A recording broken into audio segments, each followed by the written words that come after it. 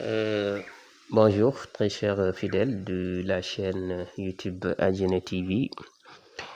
Merci beaucoup encore une fois de plus pour votre fidélité. Aujourd'hui, je voudrais m'exprimer, donner mes humbles, je dis bien mes humbles points de vue par rapport à cette, je ne sais pas si je peux le qualifier ainsi, cette mésentente, même si le mot n'est pas un peu lourd. C'est une mésentente entre le président euh, Ousmane Sonko et Abbé Latyr Ndiaye. En tout cas, bon, il y a des échanges de paroles et de plumes portant sur le port du voile. Maintenant, moi, je n'amène pas des mots pour corriger, pour donner des leçons de morale. Non, non, je ne fais pas ça. Mais tout juste, j'amène mes analyses.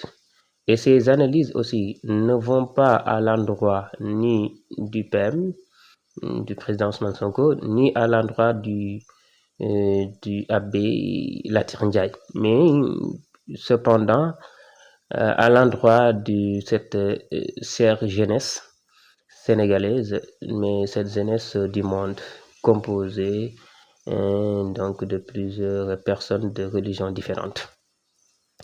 Ainsi, je voudrais tout simplement sur ce donner, vu que je suis un musulman, donner le point de vue de l'islam. Bon, ce que j'ai appris dans l'islam, que ça soit clair, qui va vers des explications sur notre cohabitation entre les personnes dont nous ne partageons pas les mêmes religions. Mais je tiens à, en premier temps, je voudrais parler de notre cher prophète. Je dis bien notre cher prophète Jésus-Christ, communément appelé Insa ou bien Yesu en Wolof. Jésus-Christ, dans notre cher Coran, le bon Dieu subhanahu wa ta'ala dit, il est formellement interdit de nier un prophète. Donc, autrement dit, il est obligatoire pour tout croyant musulman de croire à tous les prophètes. Donc, à tous les prophètes. Les prophètes, on ne peut même pas les lister, 124 000 selon certains. Il y a des prophètes qui ont été cités dans le Coran au nombre de 25. Il y a des prophètes au nombre de 13, appelés Jaysun 313. Il y a des prophètes qui sont cités dans le Coran au nombre de 25. Et parmi ces 25 prophètes, il y a 5 prophètes qui sont les prophètes qui ont les plus grandes grâces du Seigneur, qui sont donc beaucoup plus proches du Seigneur.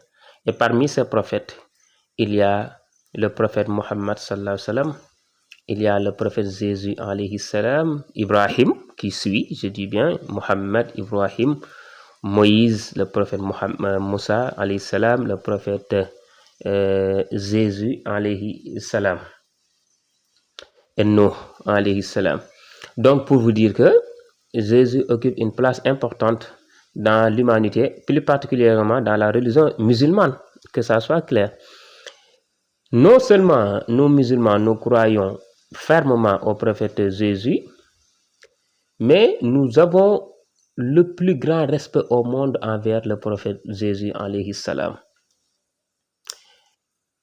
Autrement dit, nous avons la possibilité de demander au Seigneur de faire des prières, de demander au Seigneur de nous donner des choses dont nous voulons. Et par cela, on peut dire au Seigneur, par exemple, oh le Seigneur, je vous demande, moi votre esclave, je vous demande de me donner la santé par la grâce de votre prophète Jésus alayhi salam. Ou bien par la grâce de Moïse, par la grâce de Mohammed sallallahu alayhi wa sallam. Donc Jésus occupe une place importante dans la religion musulmane. Et le Coran nous a beaucoup parlé sur lui. Il a parlé à très très bas âge. À bas âge, il a parlé pour montrer que sa maman, la Sainte Marie, je vais y revenir, est une femme qui est très sainte. lorsque, bien sûr, les anges d'Israël ont voulu vraiment mettre toutes sortes de torts envers lui, envers elle. Jésus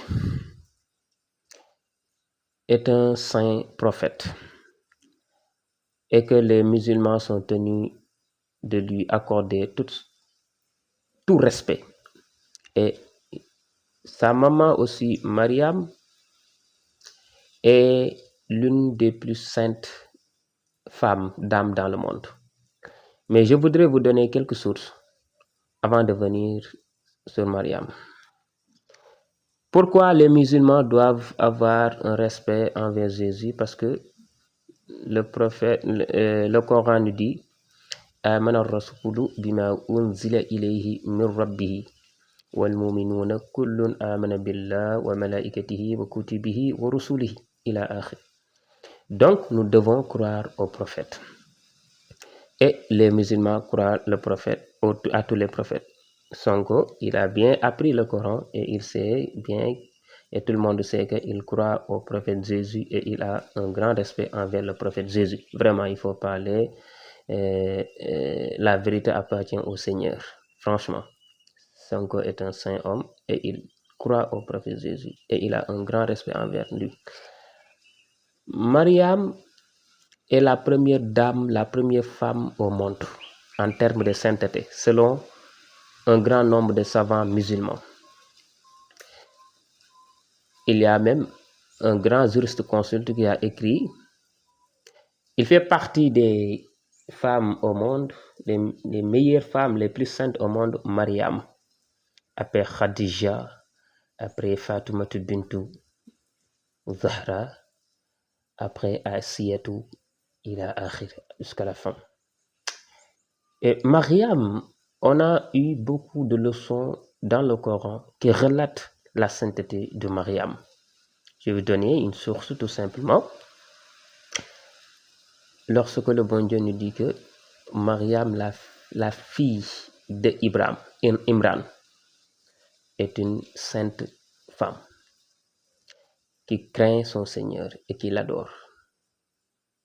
Wa Mariama ibnata Imran allati ahsanat farjaha fanafakhna fihi min ruhina. Donc il a akhiri aya.